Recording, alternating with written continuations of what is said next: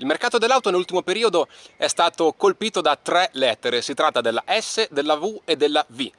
L'auto che vedete in questa immagine altro non è infatti che la Mercedes-Benz GLC 250D, coupé però, perché questa che vedete è la diretta rivale di BMW X4. Vedete infatti come al retrotreno si è spuntato questo piacevole terzo volume che dà un'idea e un look più sportivo nel complesso alla vettura. Ha un SUV comunque lungo 4,70 m, la vettura infatti prende 7 cm in lunghezza ed è alto 1,60 m, ne perde ben 4 in altezza.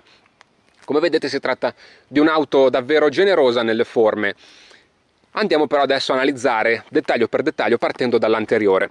Per prima cosa possiamo vedere la bella firma luminosa full LED, questa bellissima linea continua dei gruppi ottici. Davvero il LED Intelligent Light System di Mercedes è un qualcosa che si fa apprezzare in ogni condizione. Sempre all'anteriore abbiamo poi questa bella mascherina Matrix, all'interno della quale è incastonato il logone qua di Mercedes. Si tratta della Matrix mascherina in quanto è possibile che si adatti a livelli aerodinamici per aprirsi e per chiudersi, per consentire all'auto di avere un CX di appena 0,31. Si tratta di un valore di tutto rispetto per un SUV di queste dimensioni.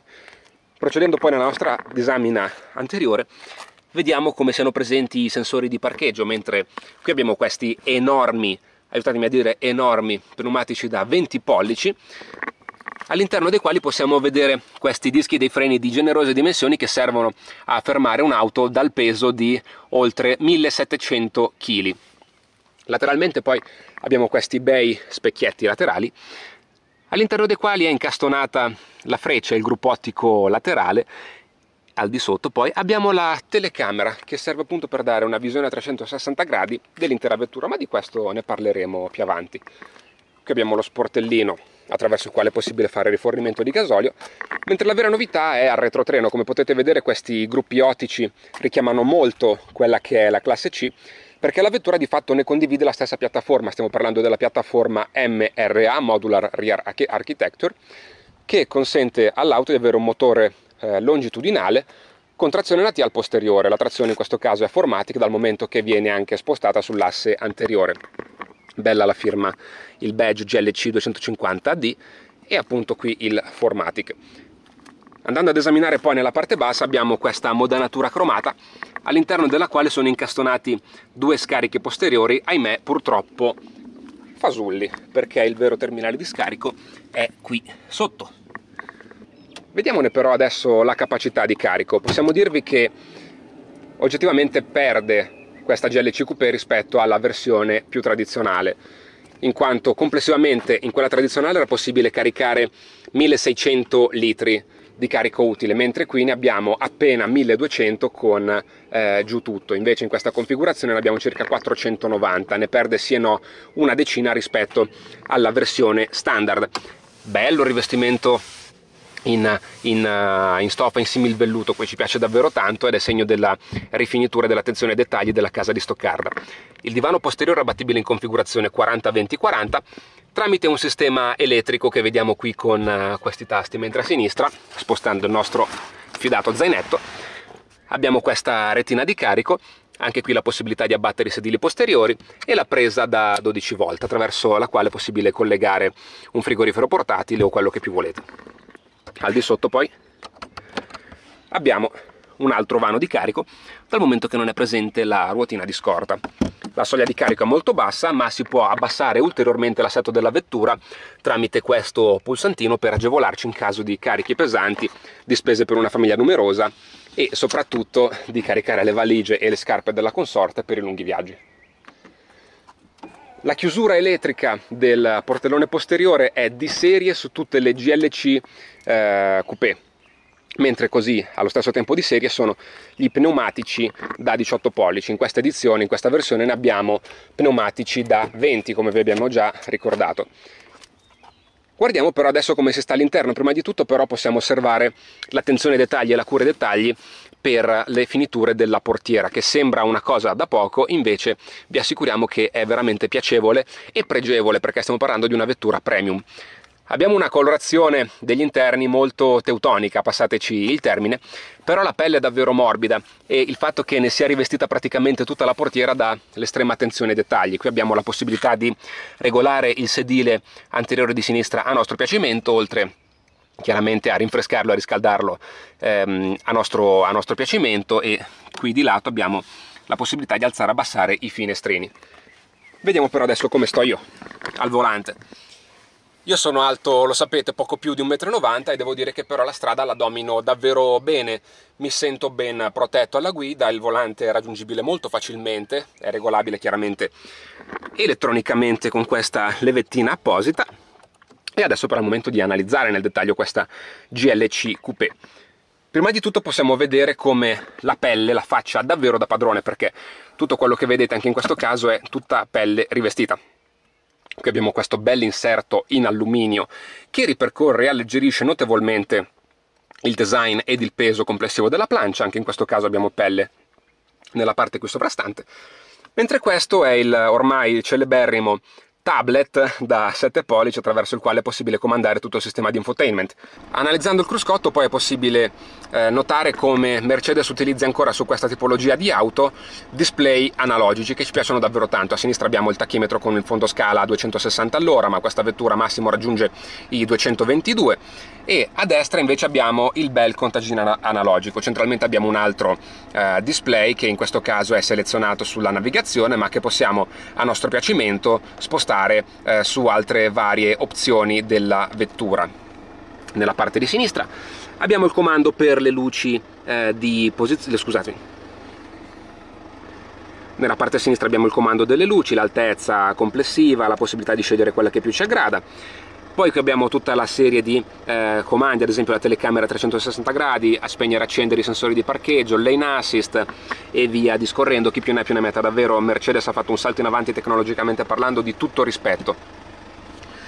La presenza delle levette del cambio al volante ci dà la possibilità di parlarvi del cambio. Si tratta dell'ormai noto 9G Tronic, è un cambio onesto che si fa apprezzare, e la vettura, vi diamo due dati, raggiunge lo 0 a 100 in 7,6 secondi e, da quanto ci ha detto Mercedes, consuma appena 5,6 litri in 100 km, ma andremo a scoprirlo molto presto. Qui a sinistra abbiamo il comando dei lavafari e dei tergicristalli, mentre a destra abbiamo la possibilità di scegliere la marcia rear, neutral, drive e parking. Non abbiamo più la levettina centrale come da qualche anno ci ha ormai abituato Mercedes. Abbiamo anche un buon head-up display che è sempre presente, però ogni tanto quando utilizziamo lenti degli occhiali da sole polarizzate tende a sparire.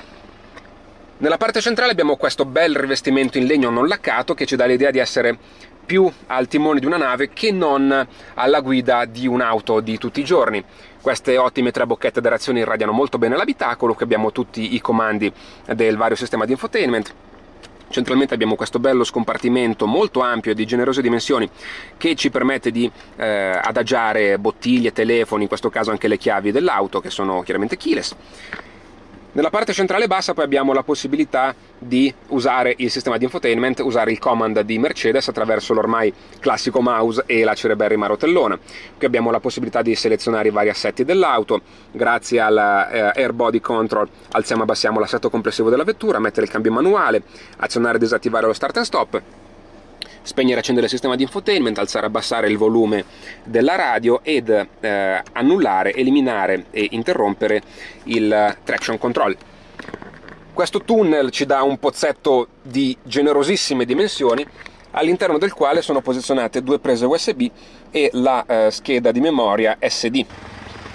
Adesso però andiamo a vedere come si sta sul divano posteriore di questa Mercedes GLC Coupé. Secondo me avremo qualche sorpresa e purtroppo non gradevole. Allora, diciamocelo subito, io sono alto 1,90 m, qui come potete vedere non tocco il sedile anteriore nonostante sia regolato sulla mia altezza, però purtroppo, come potete vedere da voi, non ho moltissima aria sopra la testa, quindi se dovessi mettermi davvero in posizione eretta vado a toccarla, è naturale, si tratta di una vettura con le forme da coupé e ci si deve adattare. però la pelle del sedile è molto morbida, è piacevole e per i lunghi viaggi 4 persone della mia stazza non dovrebbero davvero avere problemi. Bella inoltre la presenza anche in questo caso del climatizzatore bizona al posteriore, che si fa apprezzare e benedire in giornate calde come queste, mentre l'albero di trasmissione posto qui sotto in questo tunnel dà un tunnel posteriore non basso, e quindi di conseguenza persone molto alte avranno difficoltà in lunghi viaggi, soprattutto se messe nella parte centrale. Adesso però non ci resta che vedere come si comporta questa Mercedes 250 di coupé 4MATIC sulle strade di tutti i giorni. Seguiteci! Ci sono dei momenti in cui, soprattutto su queste strade di montagna, ci si dimentica di essere quasi alla guida di un SUV di oltre 4,70 m e largo quasi 2. Lo sterzo è molto diretto, molto preciso, e anche in tornanti come questo di sicuro rilascia ottimi feedback in ogni situazione e in ogni circostanza. La possibilità poi di andare a selezionare l'assetto che più ci aggrada, noi in questo momento siamo in Sport Plus, è davvero un plus, no, scusateci il gioco di parole, non indifferente, in quanto così possiamo sfruttare al massimo tutti i 204 i cavalli messi a disposizione da questo propulsore da 2,2 litri, per essere precisi 2,142.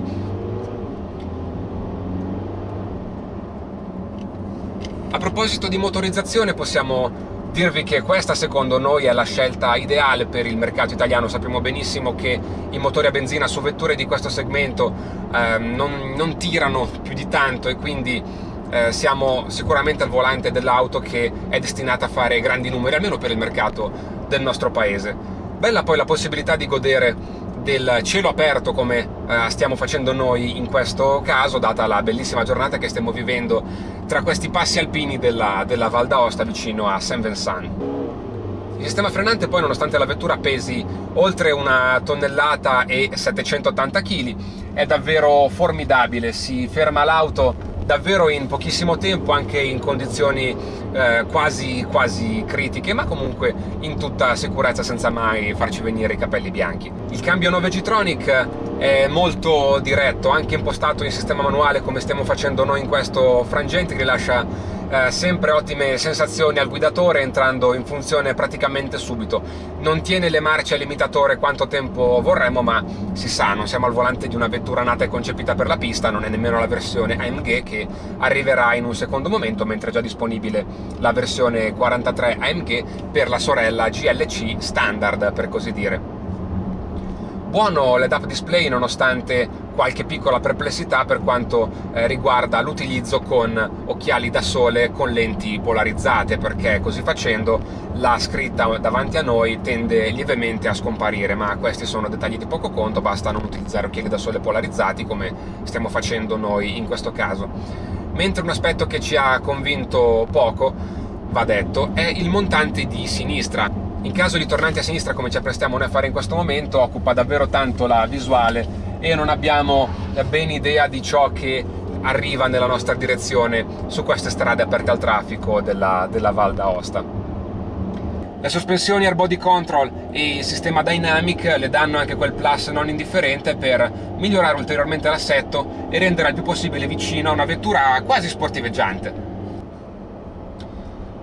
La GLC Coupé si lancia in un campo quasi nuovo per l'automobilismo. Si tratta appunto delle SUV Coupé, settore e segmento nato dopo l'introduzione della X6, vettura nata sul finire della prima decade degli anni 2000 e che di fatto ha aperto la strada a una nuova tipologia di vetture che stanno riscuotendo un ottimo successo. Questa infatti è la sorella minore della già fortunata GLE Coupé, che è presente anche nella versione 63S AMG, davvero quasi una sorta di supercar rialzata, come ha già avuto modo di provare il nostro Matteo Valenti in occasione di un test da Kitzbühel fino, pensate, a Capo Nord, che vi linkiamo qui in descrizione.